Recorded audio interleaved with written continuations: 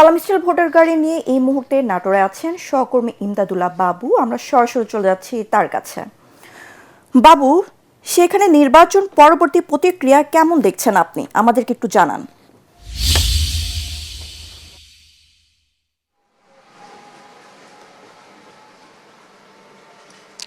ধন্যবাদ।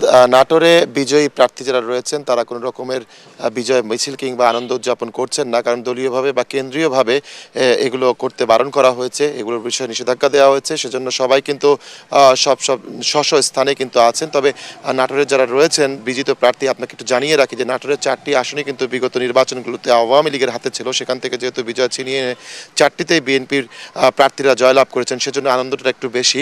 তবে আনন্দ উদযাপন এখানে নেই, কেবলমাত্র তারা যে ভোটাররা যাদেরকে ভোট দিচ্ছেন তাদের প্রতি কৃতজ্ঞতা প্রকাশ করছেন। আমরা সালাম স্টিল ভোটের গাড়ি নিয়ে বিভিন্ন এলাকায় ঘুরছি। এখন আছি নাটোর 3 আসনে। এখানকার বিজয়ী প্রার্থী হচ্ছেন আনোয়ারুল ইসলাম আনু, বিএনপির প্রার্থী ছিলেন তিনি।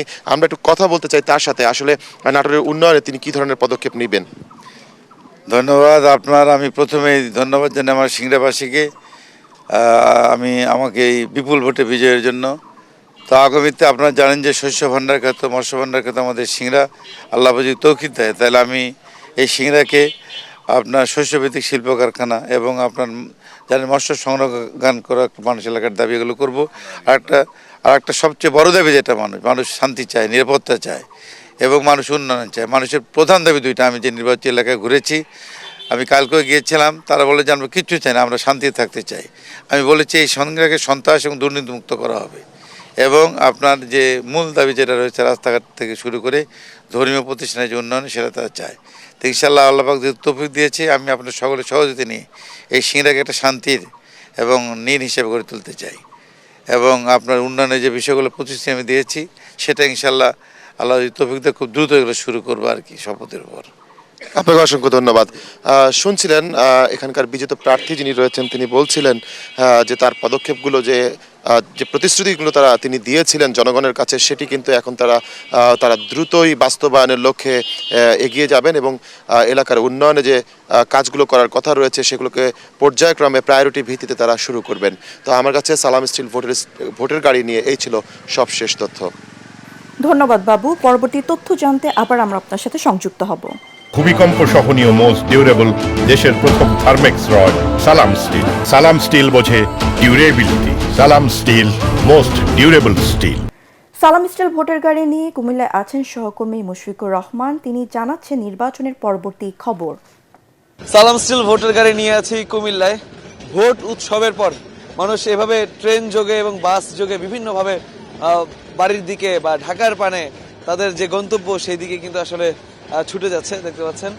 এবং ট্রেনে আমরা সকাল থেকে লক্ষ্য করছি যে ট্রেনে যে মানুষের চলাচলের মানুষের যে ভিড় সেটা কিন্তু প্রচুর পরিমাণে রয়েছে এবং মানুষ কিন্তু আসলে ভোট দেওয়ার জন্য প্রচুর সংখ্যক মানুষ আসলে কুমিল্লা সহ এদিকে নোয়াখালী, ফেনী এইদিকে কিন্তু এসেছেন, বাড়ির দিকে এসেছেন, যেহেতু এই 3টি এলাকায় আমি দায়িত্বরত ছিলাম। এবং ভোটের দিন আমরা ছিলাম বিশেষ করে কুমিল্লার 14 গ্রাম, নাঙ্গলকোট, লাকসাম এবং কুমিল্লা সদরে। সেখানে কিন্তু ভোট নিয়ে, নির্বাচন নিয়ে তেমন কোনো সহিংসতার ঘটনা ঘটেনি এবং নির্বাচন পরবর্তী সময়ে ভোটের যে ফলাফল দেওয়া হলো সেই ফলাফলের সময়ও কিন্তু কোনো ধরনের কোনো ঝামেলা বা কোনো ধরনের কোনো বিশৃঙ্খলা আমরা কিন্তু দেখিনি। রাত 1টার পরে কিন্তু কুমিল্লার আসলে ফলাফল ঘোষণা করতে হয়েছে, কারণ কুমিল্লা যেহেতু একটি বড় জেলা এবং 11টি আসন রয়েছে। কুমিল্লার নির্বাচন পরবর্তী যে অবস্থা, নির্বাচন পরবর্তী যে পরিস্থিতি বিরাজ করছে সেটা কিন্তু শান্ত রয়েছে। সালাম স্টিল ভোটার গাড়ি থেকে কুমিল্লা থেকে এই ছিল আমার কাছে সবশেষ খবর। সালাম স্টিল ভোটার গাড়ি নিয়ে বান্দরবানে আছেন প্রতিনিধি মিনারুল হক। নির্বাচনে কিন্তু বান্দরবানে যে 4জন প্রার্থী ছিল, তাই সেই 4জন প্রার্থীর মধ্যে বিএনপির প্রার্থী সাচিক বুরু যেটি বিশাল ব্যবধানে তিনি জয়লাভ করেছেন, এটি বাংলাদেশের মধ্যে ছিল একটি অন্যতম ঘটনা, যাকে আমরা ভূমিধস বিজয় অনেকে আখ্যায়িত করছেন। এবং সেই সাথে এইবার এই বান্দরবান পার্বত্য জেলায় কিন্তু সবচেয়ে বেশি প্রায় 90,000-এর মতো না ভোট পড়েছে এবং হা ভোট পড়েছে 70,000-এর মতো। এই বিষয়গুলো নিয়ে কিন্তু এখন চুলচেরা বিশ্লেষণ চলছে সব দিকে। তবে নির্বাচন পরবর্তী এখনো পর্যন্ত বান্দরবানের সার্বিক পরিস্থিতি স্বাভাবিক রয়েছে বলে আমরা এটা দেখিয়ে এসেছি।